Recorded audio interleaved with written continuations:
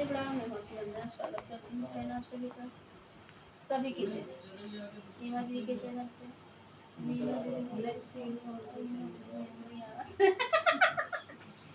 सीनू अभी के चैनल पे, सुषमा दीदी के चैनल पे।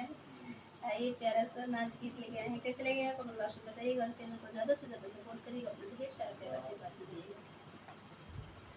कि हमरा नैहर के हो रहनवा, हमरा नैहर के हो रहनवा, पिया छोड़ाई दिहलना। हमरा नैहर के हो रहनवा, हमरा नैहर के हो रहनवा, पिया छोड़ाई दिहलना।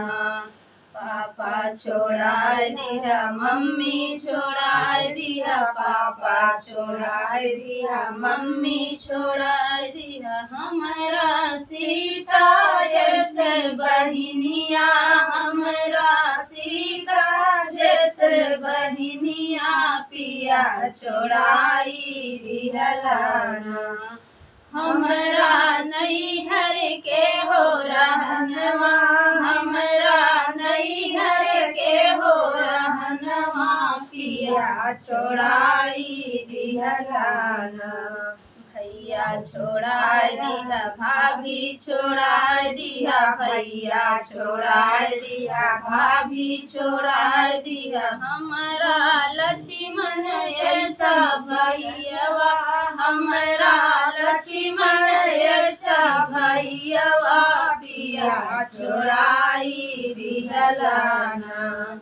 हमरा नैहर के हो रहनवा, हमरा नैहर के हो रहनवा, पिया छोड़ाई दिहलना।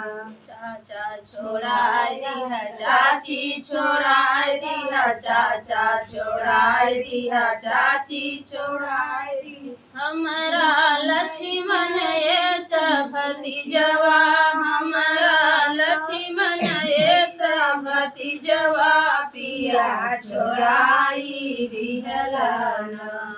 हमरा नैहर के हो रहनवा, हमरा नैहर के हो रहनवा, पिया छोड़ाई दिहलना।